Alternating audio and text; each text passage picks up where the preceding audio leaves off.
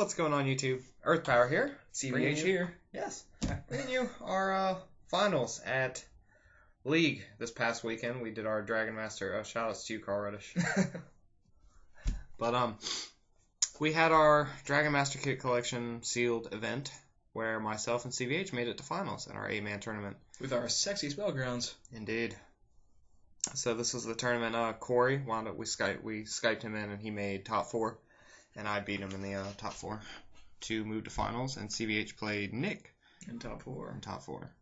I drafted Waterfire Nature. You can check out the profile for my deck on my own channel. Link in the description below. Carl's gonna post his profile, I guess, after this. Okay. Yeah, tomorrow. So check out those for sure.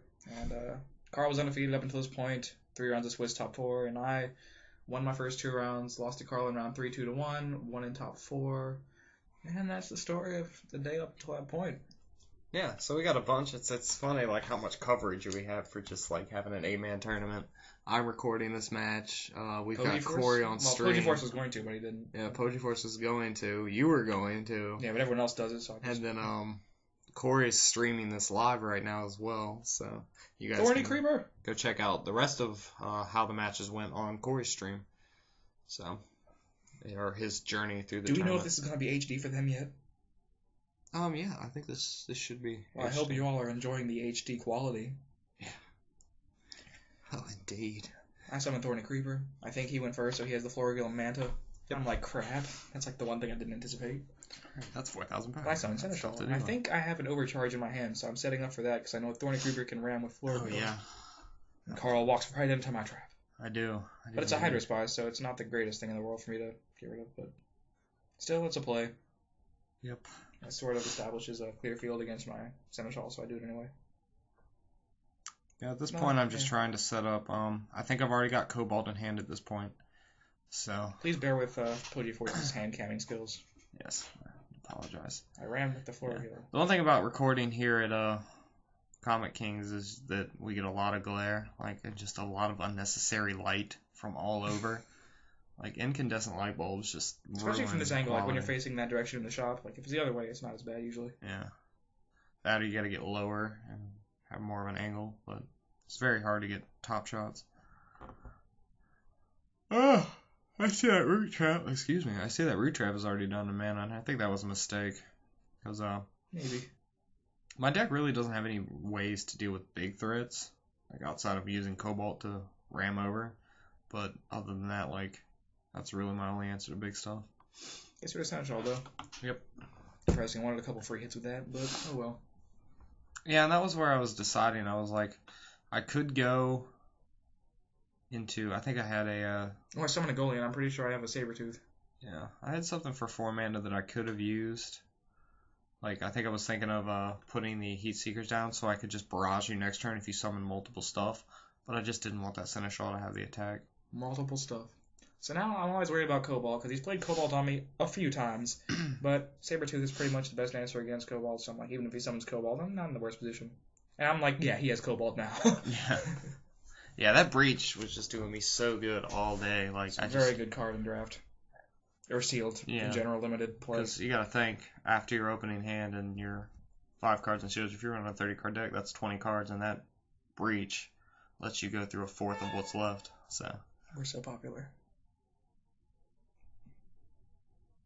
Especially seeing it on turn 6, so I'm going through a third of my deck right there. It's a good amount. Yep, so I have the Cobalt, but that's not going to do anything to a Sabertooth. So I'm thinking just set up with Wursherl. Which again was an MVP all day. Nate played a Rapid's Lurker on me and said it like the best I've heard it said. It was like, summon Rapid's Lurker Wursherl. And I was like, whoa. All the consonants in a row. Like, there's no vowels in that name. There are not. It's nuts. Wizards, what were you thinking? That's what we should have asked him. True. What was your inspiration for a Wursherl? So probably a joke behind there somewhere. Yeah, continuing in with the Sabertooth. And now I've got my own Sabertooth, and I think this is where I misplay this game.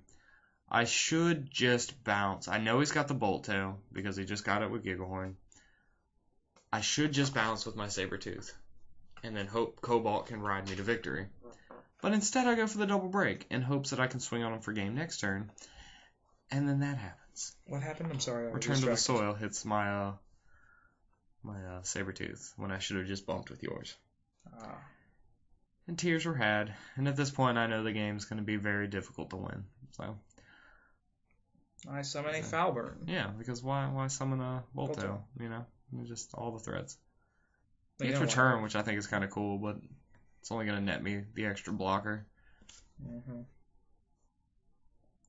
So now I'm thinking, okay, if I can drop a couple creatures on board and hope he doesn't have answers to these 2 blockers, hopefully I should be able to swing for game the next turn. I'm just banking on so much, like, of just him just not having things. Well, you know I have the Bolt And Tail. I know so you have the Bolt Tail, so You but have to get rid of that's it to probably bank going to on be for your only play, blast. so I have to just play towards that. This Cobalt to get me the extra shield. And I'm like, well, You don't want to give me an answer to a blocker, but yeah, you do. yep. He either got it or he doesn't. I do have the Bolt Tail, so he has to rely on a Shield Blast. Yep. It's a sad day. Yeah. And I'm like, there's multiple shield blasts. I could have Helios rings down there. And at this point, you're thinking, well, it's a good thing we split the packs. Yeah. Indeed. So yeah, myself and CVH split top 4. It would have been Top 12. Top 2. It would have been 12 and 6, but we just decided to go 9 and 9. And I'm hoping Helios is there, and it's not. So CVH gets it. Woo, game 1. At this point, I'm just hoping for an upset because he beat me 2-1 in the Swiss. So Yep. I was hoping that should go a different way at this Yeah, point. because Manus won't let you draw. Right. Well, we played this out anyway just for like the stream and the video. Yeah. But we would have wanted to draw in the Swiss, but it's all good. Yep. Yeah, I don't know. I really didn't play anything. I guess because I played Theo and he played kind of a. I don't know. I guess it was more of an aggro-ish, like, tempo deck, but it really wasn't. It just didn't have the cards to keep up with what I had going on. And then I played Corey, who was running what seemed like a 5-civ kind of control. He was running a lot of weird tech cards. So, like, I was afraid of Rush all day, like, because I didn't know, like, if I'd be able to handle it. Especially when I saw, like, what Nick was doing. Nick was killing me every game. I played him twice, in top 4 and in round 1. Both game 1s, he just rushed the absolute crap out of me. Like, Yeah. 1 drop, 2 drop, then third turn 2 drop. And His game with nuts. Sean was over in, like, 10 minutes. His whole match, yeah. Yeah, so Nick was definitely scary. I was definitely afraid to play him. Because I figured my Cobalt could hopefully get me to victory over anything that takes up speed around, like, turns 3, 4, 5. But could not deal with 1-drops. So I only run a handful of 2-drops. I didn't pull too many. However, I did pull like 2 Gigazanda and the 2-for-2, the Squirmer out of Darkness, but that was it for good dark stuff. I pulled absolute crap for Darkness. Yeah, my Darkness had a couple Dream Parts, which I really wanted to run, but the rest of it just wasn't. There was a Death Smoke in there, but that was like the 3 cards. And Yeah, I was about to run a 2-card Darkness section. I was about to put a Zagon in there. Zagon in the return. That would have been fun. Decided to just leave the return in there. Yeah, my light section was really tempting because I was like I was only like 2 blockers though, but the rally could have been cool. Yeah. And I really didn't get to say anything too much because that was the first time I saw it in Shields. That last game you just watched, the first time I got to use it in Shields, where it actually did something. Yeah, I ice bladed there because my hand was so expensive, like horrifyingly expensive. I'm pretty sure. Yeah. Like that's why I put Overcharge now because it just was not going to be live until so late. Yeah, and then when he passes there, I'm like, oh man. His hand is trash. Because I've got Sunstalk, Ambush Scorpion, Luminar, and the other. I think if the actual audio was being heard right now, I was like, I should just scoop right now. That's pretty bad. So yeah, I dropped that, and I'm like, if he doesn't answer I had a Voltail in my this, hand. if he doesn't have an answer to this, I think I've got it. I have a Drag Light, and Fear Fang is just too big. And that's just beautiful because I've got a Heat Seekers in hand and a Worcestershire. So I could just drop a Worcestershire and just leave it there to block, or just kill his card, and as his hands go flying up in the air, just oh Christ! Oh. I was getting destroyed. And I knew there was no Ice Blades and Shields because I had both of them in my opening hand and just scoop on God. And I was like, this is over. I just remember getting a text from Kyle at this point, just like Jesus Christ. Yeah, Kyle Ricavicius was watching this on And I was glad you almost Shield Blast that game because it was not going to be winnable. Yeah. Never made it to the shields. Couldn't even make it to your creatures. And that's the thing I liked about this deck, and you'll see the profile tomorrow. It's just I just opened so many good blasts. Like it was just. Blasts are very important in limited play. Oh yes. Because there's like almost no way to like. You have to go with like those 1 or 2 creature fields, and like one blast can just totally switch the tempo, momentum. Yep. As you saw in game 1 with the Return to the Soil. Because yeah, that's what made me run my fire section. Because the first pack of Rise I opened was a Barrage.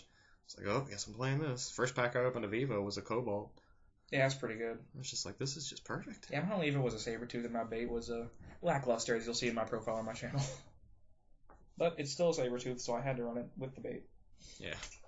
Oh yeah, we're getting to this match where you'll see Sabertooth come in off of a bait that you wouldn't think you'd evolve it off of ever. Really? I think this is that From game. you? From you. Really? Yeah, you'll see. We'll get there. I already forgot you guys.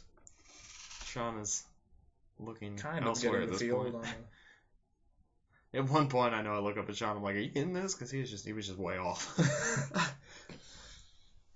Or at least we don't have the actual audio. That is off. Testicular baby bits. Oh God, Carl, you went there. You went there. You're gonna break the audio.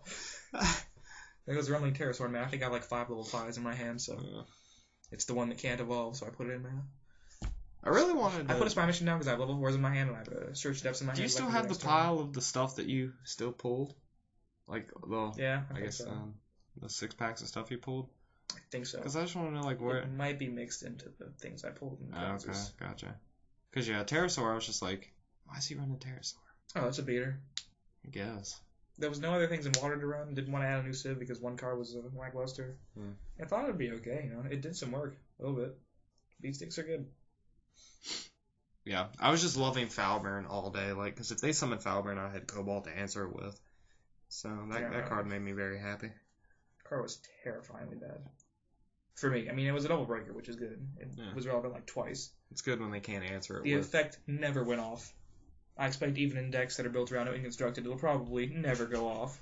Yeah. But, you know. You have to wait a turn to get it, and you have to break shields or potentially kill something. So there's like 10 good dragon variants that we'll see with Dragonstrike Infernus, and I don't think any of them really revolve around Falburn. Either way, he has field presence right now, and I have a Seneschal, so that's where we're at. I was like, oh boy. Oh yeah, when he searched the depths there, and I love, like, this is what I learned from the last draft. It was my only turn 3 play, Carl. From the last draft that we did with Matt, like, loved seeing Search the Depths be played because it was just like, okay, cool, I get a free turn, like, just one more turn to set up. 'Twas my only turn 3 play. That is sad. Paul Clark hits field. I did have a shockingly high amount of 2 and 1 drops, but yep. Ice Blades and Shields. He has the Ice Blades, so you'll be able to clear field. Yeah, I think I can return the Fear Fang or something. And bump. But still, I'm at 2 shields. And right. Do you Ice Blades it back? I thought you killed it with something. I think I returned as well, I mean. Oh, yeah. We'll see eventually if the camera will focus long enough. Yeah. Yeah, so I did. There it is. And the field is cleared, and but CVH I'm down in has a shields, hand. and that is not comfortable. The voice cracks. I'll punch you. Oh, God. Leave a like if you want to see me punch Carl on my channel. Yeah. Or if you don't. So I noticed I don't have any fire mana yet. I mean, I'm only running a 5-card fire section, but still. Yeah. Luminar Blinder. It's like, sweet. That is just way too many enforcers on the field right now. Yeah. And I think the thought was, like, I wanted to hold Blinder and just play the Paul Clark, the Hydra Spy. They're my 1-drops. I found them. So, like, I just didn't know how I want to play that, and the option was just put as many creatures. I look at my shields, you guys. I totally looked at my shields there. Just so you know. I didn't even notice that. Yeah. I think, who else did? I think Corey laughed. Yeah, Heat Seekers goes down because I realized I don't have any fire mana. I knew as soon as he summoned the 2 enforcers, the game was over. Like, there's no way for me to come back from this. I breach as I I'm totally continue to dig for Cobalt. So.